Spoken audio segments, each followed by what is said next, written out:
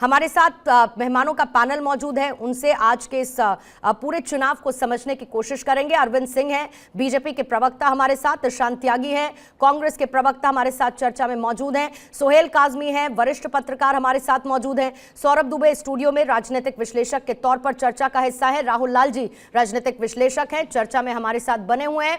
सबसे पहला सवाल ईशान त्यागी आप ही से लेना चाहूंगी, क्योंकि जाहिर बात है कि आप लोग ये कहते रहे कि इस बार बीजेपी का पूरी तरीके से सफाया होने वाला है जम्मू कश्मीर में, लेकिन खास तौर से थर्ड फेज के इस इलेक्शन के पर्सपेक्टिव से जहां पर जम्मू संभाग की सीटें ज्यादा हैं और जम्मू संभाग में बीजेपी का दबदबा रहा है और वहां पर उनकी स्थिति मजबूत रही है, आप एनसी के अलायंस के साथ थर्ड फेज में अपने आप को आज की इन 40 सीटों में कहां स्टैंड आउट करते हैं? पूर्णिमा जी, सबसे पहले तो मैं आपके चैनल के माध्यम से जितने भी मतदाता मुझे जम्मू और कश्मीर में सुन रहे होंगे इस समय, उनसे ही अपील करना चाहूंगा कि आज आखिरी चरण की वोटिंग है। आप ज्यादा से ज्यादा नंबरों में अपने घर से बाहर निकलिए, अपने नियरेस्ट वोटिंग बूथ पे जाइए और जाके अपना मतदान कीजिए। अगर आपको कोई भी दिक्कत आती हो तो आप कांग्रेस पार्टी के वहां पे जो एजेंट है उनसे संपर्क कीजिए, उनको ढूंढिए, वो आपकी मदद करेंगे। और आप किसी भी पार्टी को वोट करिए, आपको जो पार्टी पसंद आती हो, पिछले 10 साल में जिसने आपके लिए कार्य किए हो, जिसने आपने हक की लड़ाई जिसने आपके हक की लड़ाई लड़ी हो, उसको जाके आप वोट कीजिए। अब देखिए, आप वोट कीजिए, जो जम्मू कश्मीर की जनता निकलेगी ना पूर्णिमा जी, वो वोट निकलेगी संविधान को बचाने के लिए, वो वोट करने निकलेगी जमहूरियत को बचाने के लिए। हमने देखा किस साल से कैसे 10 साल में पिछले जमहूरियत को खत्म करने की कोशिश भारतीय जनता पार्टी के द्वारा की गई। तो यही हमारे अहम मुद्दे थे। अब आइए जम्मू रीजन पे, आपने पूछा कि जम्मू रीजन पे आपने एक सवाल पूछा, तो सबसे पहले मैं अपनी बात शुरू करने से पहले 28 सितंबर को, अभी 2 दिन पहले ही, एक आतंकी मुठभेड़ में मैं एक हेड कांस्टेबल साहब को याद करना चाहूंगा जम्मू कश्मीर पुलिस के, उनका नाम है बशीर अहमद जी। बशीर अहमद साहब शहीद हो गए एक आतंकी से लड़ते हुए, अभी 28 सितंबर को, अभी 2 दिन पहले की बात है। हम कहते हैं जम्मू कश्मीर में आतंकवाद खत्म हो गया, यहाँ तो कश्मीर में कश्मीर घाटी में आतंकवाद होता था। और आज की डेट, आज की स्थिति ये है पूर्णिमा जी कि जम्मू रीजन में, आज की डेट में जम्मू रीजन में आतंकवाद बढ़ गया है। और हम देख रहे हैं जिस तरह से लगातार जम्मू रीजन में आतंकवाद की घटनाएं बढ़ रही हैं। हमें पता है कि जनता जब निकलेगी वोट करने तो वो इंडिया गठबंधन के लिए वोट करने निकलेगी, कांग्रेस पार्टी की और नेशनल कॉन्फ्रेंस की। चाहे हम घाटी में लड़ रहे हो, चाहे हम जम्मू रीजन में लड़ रहे हो, हमारी सिर्फ एक ही हमारा जो एजेंडा है वो है डेवलपमेंट का एजेंडा। हमारा जो मैनिफेस्टो है वो डेवलपमेंट ओरिएंटेड है। और दूसरी बात, यहां पर अगर भारतीय जनता पार्टी इतनी कॉन्फिडेंट है तो उसको लड़ना चाहिए था लोकसभा में। 3 घाटी की सीट क्यों छोड़ दी थी? 47 में से 19 सीटों पे भारतीय जनता पार्टी चुनाव लड़ रही है घाटी में। तो अगर उन्होंने विकास की इतनी गंगा जम्मू कश्मीर में बहा दी थी पिछले 10 साल में, तो 10 साल में तो डबल इंजन की सरकार थी ना, डबल इंजन की सरकार एक तरह से थी। केंद्र में भी आप थे, केंद्र शासित प्रदेश आपने बना दिया पिछले 5 साल से जम्मू कश्मीर को। ठीक है, तो जो भारतीय जनता पार्टी ने वहां के लोगों के साथ छलावा किया है, वहां की जमहूरियत के साथ छलावा किया है, तो जनता उसका वोट से चोट देने का उनको जवाब देगी। ठीक है अरविंद सिंह जी, इसके साथ एक और जवाब जनता वहां पर देने की कोशिश कर रही है, बुलेट का जवाब बैलेट से देने की कोशिश कर रही है।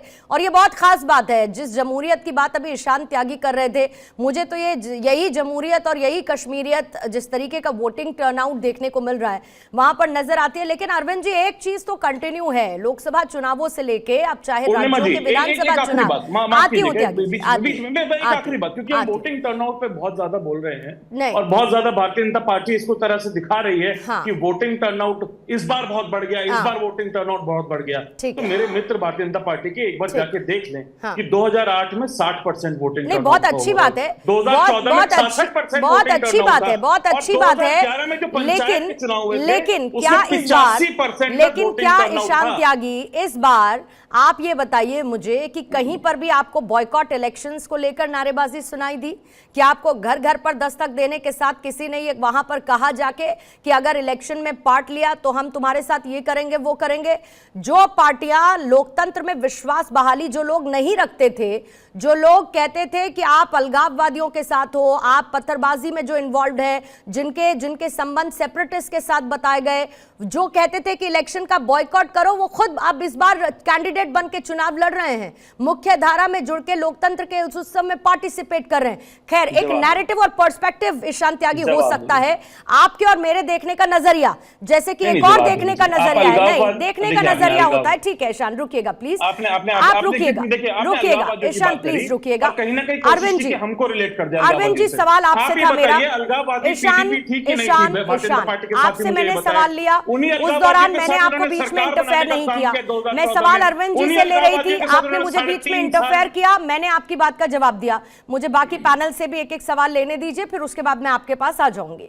अरविंद सिंह जी, एक नैरेटिव जो अभी तक कंटिन्यू है, जिसका जिक्र अभी ईशान त्यागी ने कहा कि भाई आप फिर से संविधान खत्म कर देंगे। मैं बार बार ये सवाल पूछना चाहती हूं कि अगर ये इतना ही नैरेटिव स्ट्रांग था, जिसका फायदा मिला है विपक्षी पार्टियों को, इसमें कोई दो राय नहीं है लोकसभा चुनावों के अंदर, लेकिन आपने संविधान बदल दिया क्या?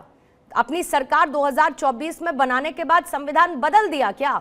जो 370-35 की बात की जाती है, उसको वापस आप लाने देंगे क्या अगर ये जीत गए तो? और दूसरी चीज, स्पेशल स्टेट का दर्जा क्या सरकार के माइंडसेट में नहीं है जम्मू कश्मीर को देना, जिसको ये मुद्दा बनाते हैं?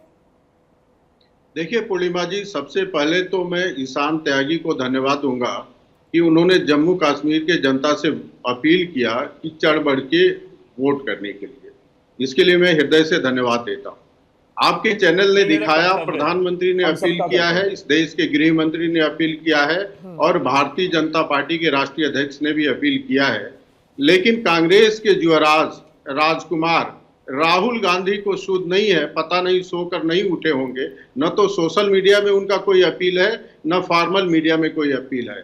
मोहतरमा सोनिया गांधी को भी कोई इसकी चिंता नहीं है, जम्मू कश्मीर की बात करेंगे लेकिन कोई अपील नहीं आया है। कांग्रेस के अध्यक्ष के तरफ से भी मीडिया में कोई अपील अब तक नहीं की गई है। आप देख लीजिए पीएम ने कब अपील किया है, 1 मिनट पूरी होने दीजिए, बीच में नहीं बोलने दीजिए। आप कितने बजे उन्होंने किया है और कितने बजे भारतीय जनता पार्टी के राष्ट्रीय अध्यक्ष ने किया है? मैंने और भारतीय जनता पार्टी के प्रवक्ताओं ने जब इस विषय को उठाया है, उसके बाद कमेंट किया गया होगा, उसके बाद पोस्ट आया होगा। पूर्णिमा जी, मैं आपसे कहता हूँ, नड्डा जी ने कब अपील किया है भारतीय जनता पार्टी के अध्यक्ष ने, और कांग्रेस के अध्यक्ष ने कब अपील किया है, जरा आप दिखा दीजिए। दूसरा, मैं संविधान पर बोलता हूँ। कांग्रेस बार बार संविधान की बात करती है। जॉर्ज सोरोस के इशारे पे चलने वाले राहुल गांधी पूरे वर्ल्ड में संविधान का नाम लेकर भारत को बदनाम करते हैं, और जम्मू कश्मीर में पिछले 75 वर्षों तक इसी कांग्रेस के नेतृत्व में संविधान की सारी धाराएं लागू नहीं होती थी। नेहरू ने कहा था 370 घिसते घिसते घिस जाएगा, लेकिन केवल मुस्लिम वोट बैंक को खुश करने के लिए और अपने दोस्त शेख अब्दुल्ला से लेके फारूक अब्दुल्ला और उमर अब्दुल्ला को खुश करने के लिए 370 को नहीं हटाया गया। अरविंद जी, जरा आपको रोकूंगी और आइए वापस चर्चा की तरफ लौटते हैं। अरविंद जी, अपनी बात को पूरा करेंगे। मैं ये कह रहा था, जो लोग कांग्रेस में या भारतीय जनता पार्टी की जम्मू कश्मीर को लेकर आलोचना कर रहे हैं, वो लोग खुली जीप पर और जीप के छत पे बैठकर चुनाव प्रचार करते हुए देखे गए। पूर्णिमा जी, आप बताइए, पिछले 4 दशकों में इतना फियरलेस, कभी इतना फ्री चुनाव देखने को मिला है? बंदूकों के साए में होता था। आज राहुल गांधी जी अपने बहन के साथ जब कश्मीर जाते हैं तो बर्फ के गोले से खेल सकते हैं, लेकिन कांग्रेस के कार्यकाल में कांग्रेस के गृह मंत्री को जम्मू कश्मीर जाने में डर लगता था। और ये मेरा बयान नहीं है, ये कांग्रेस के तत्कालीन गृह मंत्री का बयान है कि कश्मीर जाने में मैं डरता था। आप बताइए, आज जो पाकिस्तान बोलता है, जो चाइना बोलता है, वो भाषा कांग्रेस क्यों बोलती है? पाकिस्तान इनका क्या लगता है? चाइना इनका क्या लगता है? चाइना और पाकिस्तान से याराना क्या है? क्या मजबूरी है कि वहां का रक्षा मंत्री कहता है कि कांग्रेस और एनसी और पाकिस्तान एक पेज पर है। एनसी कहती है 370 लाएंगे। जल्दी से सोहेल काजमी जी, राहुल जी और सौरभ जी के पास भी मुझे जाना होगा। जल्दी से एक लाइन और आपसे निवेदन है, एक लाइन और बोलने दीजिए। जल्दी से, क्विकली टाइम। कांग्रेस के नेता प्रतिपक्ष राज्यसभा में बोलते हैं कि जम्मू कश्मीर भारत का अभिन्न अंग नहीं है। अमित शाह जी, आप कैसे बार बार कह रहे हैं? ये आप उठाकर देख लीजिए, अधीर रंजन चौधरी का बयान है और किसी के द्वारा खंडन नहीं किया गया। तो कांग्रेस का एक ही लक्ष्य है, राहुल गांधी को स्थापित करना। भारतीय जनता पार्टी भारत के विकास और अखंड भारत की अखंडता के लिए संघर्ष कर रही है और करती रहेगी। हमें परिवारवाद को और भ्रष्टाचार को पोषित नहीं करना और आतंकवाद को राजनीतिक फायदे सोहेल काज़मी जी आपके पास आते हैं। ईशान, थोड़ा सा प्लीज समय दे दीजिए मुझे, मैं लेती हूं आपसे काउंटर। सोहेल काज़मी जी, जल्दी से इस फेज का एक बार जिक्र कर लेते हैं आपसे फ्रॉम द ग्राउंड पर्सपेक्टिव, क्योंकि जम्मू की सीटें ज्यादा है और कश्मीर की कम है, लेकिन फिर भी मुकाबला दिलचस्प है। कहीं पर कोई ज्यादा भारी और स्ट्रॉन्ग नजर आता है, कहीं पर कोई थोड़ा सा कमजोर नजर आता है, लेकिन कितना इंपॉर्टेंट इस थर्ड और लास्ट फेज को आप जम्मू कश्मीर में जमहूरियत और लोकतंत्र के इस महापर्व के दौरान समझते हैं? सोहेल काज़मी जी। पूर्णिमा जी, पहले तो थैंक यू वेरी मच और गुड मॉर्निंग टू ऑल। दूसरा ये है कि हम जैसे फेज 1, फेज 2, फेज 3 को डिस्कस कर रहे थे और ऑन ग्राउंड जो आपके विजुअल्स आपके कैमरे पे दिख रहे हैं, टीवी चैनल पे दिख रहे हैं, वो इंडिकेट कर रहे हैं कि ये जीत है राइट थिंकिंग लोगों की, राइट थिंकिंग अप्रोच की और right thinking policies toward Jammu and Kashmir, जो पिछले 10 सालों में जम्मू कश्मीर के लोगों को रिहेबिलिटेट करने के लिए। मेरे भाई ने कहा, कांग्रेस के प्रवक्ता ने, कि इलेक्शन तो यहाँ ऐसे हुई थी वैसे हुई थी। ये इलेक्शंस की बात नहीं है। इलेक्शंस की में खुल के पार्टिसिपेट करना, और मेरी माताएं बहनें, आप जम्मू कश्मीर की पल्स को नहीं जानते हैं। यहाँ आज रेडिकलाइज ग्रुप जो है चुपचाप सहमे हुए हैं। आज जो फतवे जारी होते थे मेरी बहनों के लिए, माताओं के लिए, वो कहीं दिखाई नहीं दे रहे हैं। मेरे जो लोग मस्जिदों से ऐलान करते थे बाइकआउट करने का, आज वो नहीं है। पत्थरबाजी नहीं है, सब कुछ सामान्य चल रहा है। इलेक्शन भी चल रही है, दुकानें भी खुली हैं, बाजार में गाड़ियां भी चल रही हैं। ये जम्मू कश्मीर मैंने अपने 35-40 साल के कैरियर में पहली बार देखा है। तो मैं ये नहीं कहता हूं कौन जीतेगा कौन हारेगा, finally the peoples will prevail on 8th of October, but conducive जो जिसने अच्छा किया है उसको हमको मानना है और उस टेम्पो को, अच्छे टेम्पो को आगे लेके चलना, वो जिम्मेवारी आने वाली सरकार की होगी, जो भी सरकार जम्मू कश्मीर में बनेगी। लेकिन सिर्फ क्रिटिसाइज करना एक दूसरे को बिला वजह, मैं समझता हूँ उससे कोई जस्टिफिकेशन बनती नहीं। हम लोगों ने बहुत कुछ खोया है और पाने की उम्मीद में जम्मू कश्मीर सड़कों और कतारों में लगा हुआ है, और उस पाने के लिए